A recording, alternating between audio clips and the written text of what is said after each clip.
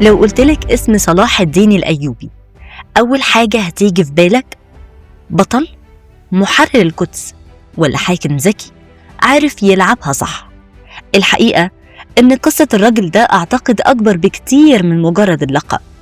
الملك الناصر أبو المظفر يوسف ابن أيوب اتولد سنة 1138 في مدينة تكريت في ليلة غريبة جدا، لأن نفس الليلة دي أبوه كان بيغادر المدينة.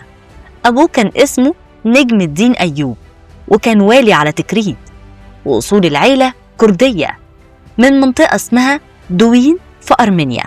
لكن الغريب إن بعد ما العيلة مسكت الحكم، في ناس منهم حاولوا يقولوا إنهم عرب، يعني حتى نسبهم كان عليه جدل.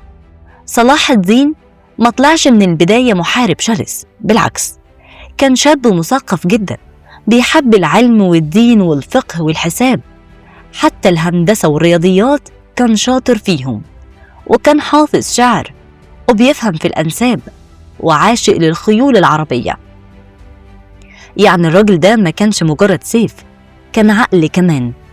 كبر في دمشق وتربى في كنف واحد من أهم حكام زمان، وهناك اتعلم السياسة قبل الحرب. لكن لحد اللحظة دي ما كانش حد يتخيل إن الشاب ده هيبقى واحد من أعظم قادة التاريخ. القصة بدأت لما وزير في مصر اسمه شاور ابن مجير السعدي هرب للشام، وكان بيطلب المساعدة عشان يرجع لمنصبه. نور الدين قرر يساعده وبعت جيش، وعلى رأس الجيش ده كان أسد الدين شيركو، ومعاه ابن أخوه صلاح الدين. والمفاجأة صلاح الدين ما كانش عايز يسافر أصلا، لكن الرحلة دي كانت بداية المجد. وصلوا مصر وساعدوا شاور يرجع للسلطة، بس شاور غدر بيهم، اتحالف مع الصليبيين وحصروا جيش شيركو في بلبيس 3 شهور. وفي الوقت ده الوضع كان صعب جدا، جيش قليل وضغط كبير، وفي الآخر اضطروا انهم ينسحبوا. لكن الموضوع ما خلصش.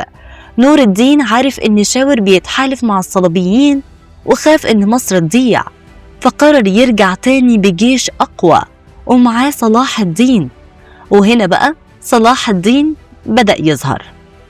أول اختبار حقيقي كان في صحراء الجيزة. جيش الفاطميين والصليبيين كان أكبر بكتير، لكن شيركو لعبها بذكاء، حط صلاح الدين في قلب الجيش عشان يخدع العدو. واللي حصل، الصليبيين هجموا على القلب فاكرين إن القائد هناك، لكن ده كان فخ، وبحركة ذكية اتطوقوا من كل ناحية واتهزموا. وساعتها صلاح الدين أثبت نفسه وأثر واحد من قادة الصليبيين، ومن اللحظة دي اسم صلاح الدين بدأ يلمع. وبعدها بسنين قليلة مسك الحكم في مصر، وأنهى سقوط الدولة الفاطمية بعد أكتر من 260 سنة حكم، ورجع مصر للخلافة العباسية والمذهب السني. عايزين نفهم العالم وقتها كان عامل إزاي. الدولة العباسية كانت ضعيفة ومتقسمة، الفاطميين في مصر والصليبيين مسيطرين على سواحل الشام، ودول كتير متفرقة. يعني ببساطة الدنيا كانت فوضى. وفي وسط الفوضى دي ظهر صلاح الدين. ما كانش مجرد قائد حرب ولا مجرد حاكم، كان واحد قدر يوحد مناطق كبيرة ويواجه الصليبيين ويرجع أراضي مهمة زي القدس. وفي نفس الوقت كان إنسان عنده طموح وعنده رغبة في السلطة. وعشان كده الحقيقة مش أبيض واسود. صلاح الدين كان بطل وكان سياسي ذكي وعارف يوصل للحكم، لكن الأكيد إنه ما كانش أسطورة خيالية، كان حاكم حقيقي في زمن ما كانش فيه غير الأقوياء. والسؤال ليك انت بقى، لو كنت مكانه كنت هتعمل ايه؟